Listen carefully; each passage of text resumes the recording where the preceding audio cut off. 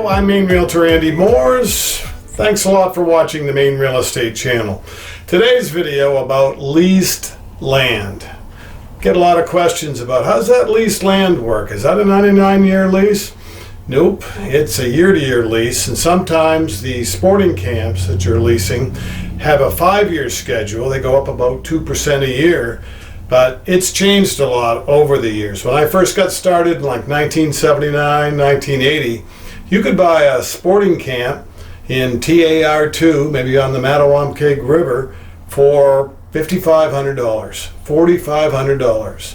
You bought it with 3 or 4 of your buddies that all threw money in the hat, or your nephew and your uncle all pitched in. It worked out well. It was divided among a few people that loved the outdoors. Off-grid, it was on leased land, not always the easiest to get to. Some of them you could take a float plane to access.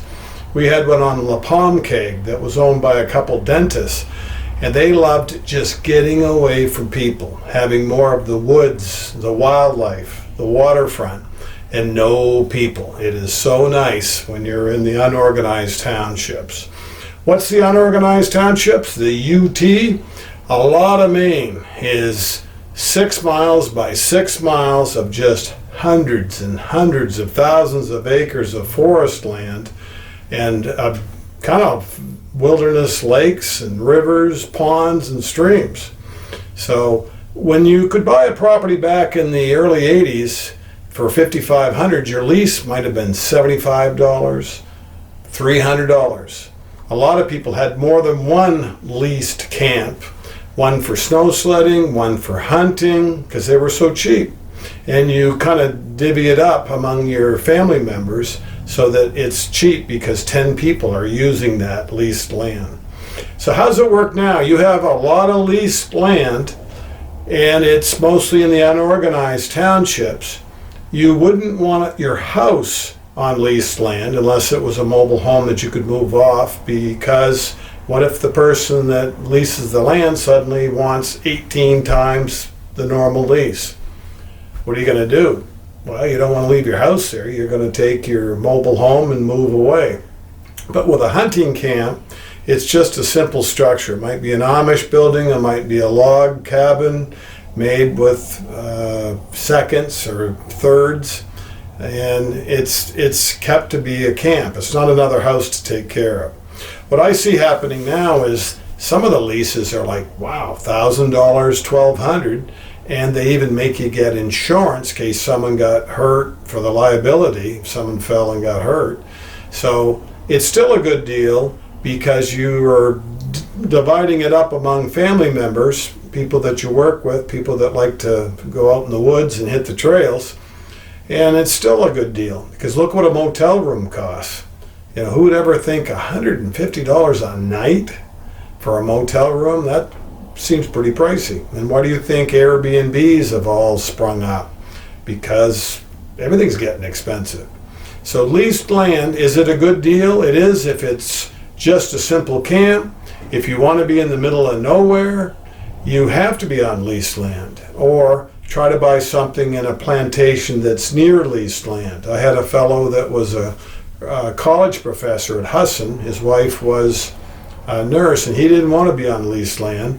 And so they said, where can we get as close to the unorganized townships as possible, but be on our own land? So Mount Chase is where he ended up. He and his wife bought 55 acres and built a place that they kept off grid, even though power was right along the Shin Pond Road. Leased land is the only option when you want to be in the middle of nowhere. That property in the UT is owned by old families, paper company, large logging interests. Some of the T2R9s, there might only be 3 or 4 owners in the whole unorganized township. And then you've got 10 or 12 leased lots. If they ever wanted to sell the land, would they give you first option? Yes. Why wouldn't you? You're going to have the most interest in it where you built on it, and you have to move something off it if you don't buy it. They will get an appraiser to come through and figure out fair market value and give you the chance. But usually they don't sell. They don't want a whole bunch of people, and that's how they control that unorganized township. Is you're renting the land, you're leasing the land. So is it a good idea to buy leased land? It is, to be in that location, and especially if you're a certain age and you don't know how many more years you're going to be able to go up to camp. And if you buy it with lots of other sporting buddies that you hang out with, it's still a good deal. But you wouldn't buy your house on leased land.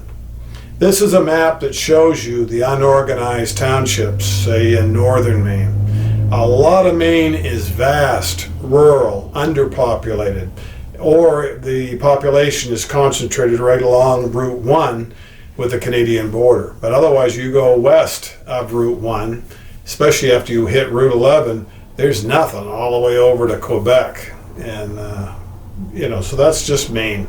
If you're looking for off the beaten path, if you don't have a ton of money, leased land works. So that's a little video we just put together because we get asked a lot of questions of what's leased land all about. This property in the background is one that we sold that was in the St. Croix township area, which is an unorganized area. You could use it for snow sledding, hunting, fishing. It's ideal just to get away.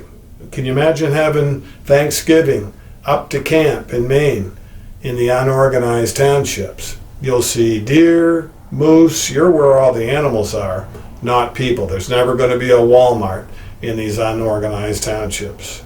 We'll see you next time on the Maine Real Estate channel. Thanks a lot for watching, and don't forget to subscribe to the channel, to make sure you like the video, and stick around. There's more of them coming up. Please share this video. We need you in the audience to help spread the word about anything related to Maine real estate.